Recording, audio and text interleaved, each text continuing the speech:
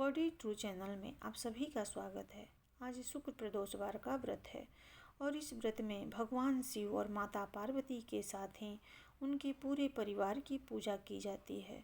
शुक्र प्रदोष का व्रत संतान प्राप्ति के लिए बहुत उपयोगी माना जाता है। जब प्रदोष का व्रत शुक्रवार को पड़ता है तो यह शुक्र प्रदोष व्रत कहलाता है। शुक्रवार के शुभ योग में प्रदोष का व्रत करने से भगवान शिव के साथ माँ लक्ष्मी का भी आशीर्वाद प्राप्त होता है। भगवान शिव और माता पार्वती के पूजन के बाद शुक्र प्रदोष व्रत की कथा को अवश्य पढ़ना या सुनना चाहिए। इससे सभी मनोकामनाएं पूर्ण होती है। तो आइए सुनते हैं शुक्र प्रदोष व्रत की कथा को। सुत जी बोले, प्राचीन काल की बात है। एक नगर में 3 मित्र रहते थे। तीनों में ही घनिष्ठ मित्रता थी। उसमें एक राजा का बेटा था, दूसरा ब्राह्मण का और तीसरा सेठ का पुत्र था। राजकुमार व ब्राह्मण का पुत्र का विवाह हो चुका था। सेठ के पुत्र का विवाह के बाद गौना नहीं हुआ था।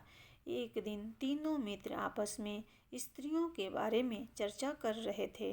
ब्राह्मण का पुत्र नारियों की प्रशंसा करते हुए कहा, नारीहीन घर भूतों का डेरा होता है।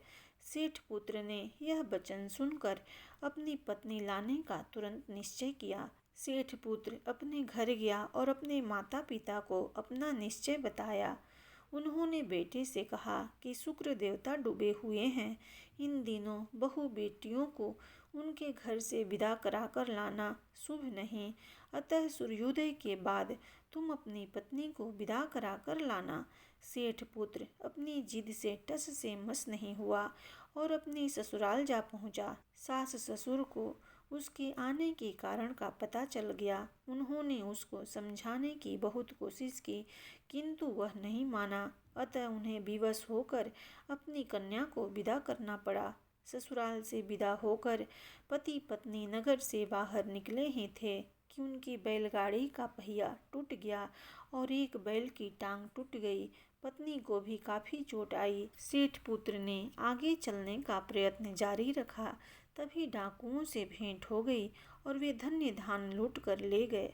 सेठ का पुत्र पत्नी सहित रोता पीटता अपने घर पहुंचा। जाते ही उसे सांप ने डस लिया। उसके पिता ने वैद्यों को बुलाया। उन्होंने देखने के बाद घोषणा की कि आपका पुत्र 3 दिन में मर जाएगा। उसी समय इस घटना का पता ब्राह्मण पुत्र को लगा। उसने सेठ से कहा कि आप अपने लड़के को पत्नी सहित बहू के घर वापस भेज दो। यह सारी बाधाएं इस कारण से आई है कि आपका पुत्र शुक्रास्त्र में पत्नी को विदा कराकर लाया है। यदि यह वहां पहुंच जाएगा तो बच जाएगा। सेठ को ब्राह्मण पुत्र की बात जच गई और अपनी पुत्र वधू और पुत्र को वापिस लौटा दिया। वहां पहुंचते ही सेठ पुत्र की हालत ठीक होने प्रारंभ हो गई। तत्पश्चात उन्होंने शेष जीवन सुखपूर्वक बिताया और मृत्यु के बाद स्वर्ग लोक को गए। प्रेम से बोलिए भगवान शिव जी की जय। जगत जननी माता पार्वती जी की जय। जय शिव ओंकारा, स्वामी जय शिव ओंकारा। ब्रह्मा विष्णु सदा शिव अर्धांगी धारा। ओम जय शिव ओंकारा। एकानन चतुरानन पंचानन राजे। हंसासन गरुड़ासन वृषवाहन साजे। ओम जय शिव ओंकारा। 2 भुज 4 चतुर्भुज 10 भुज अति सोहे। त्रिगुण रूप निरखते त्रिभुवन जन मोहे। ओम जय शिव ओंकारा। अक्षमाला बनमाला मुंडमाला धारी। त्रिपुरारी कंसारी करमाला धारी। ओम जय शिव ओंकारा।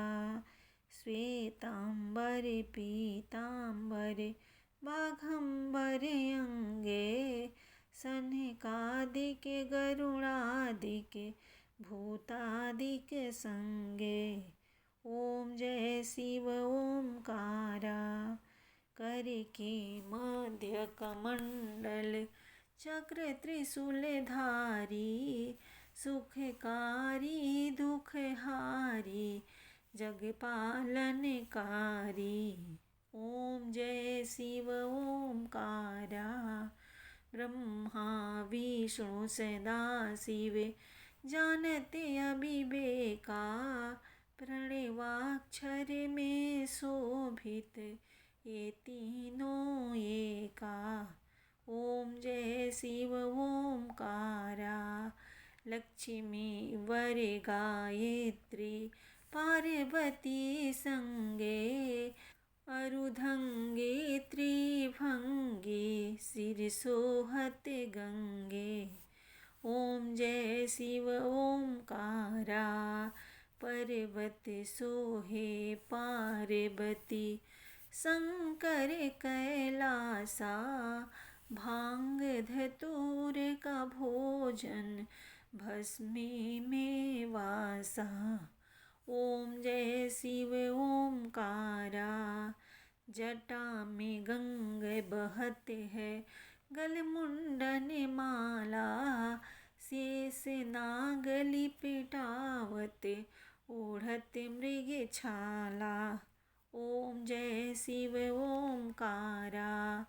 काशी में विराज विश्वनाथ नंदी ब्रह्मचारी, नित्य उठ दर्शन पावते महिमा अति भारी। जय शिव ओमकारा। त्रिगुण स्वामी जी की आरती जो कोई नर गावे, कहत शिवानंद स्वामी सुख संपत्ति पावे। ओम जय शिव ओमकारा। हरे जय शिव ओमकारा। प्रेम से बोलिए भगवान शिव जी की जय। जगत जननी माता पार्वती जी की जय।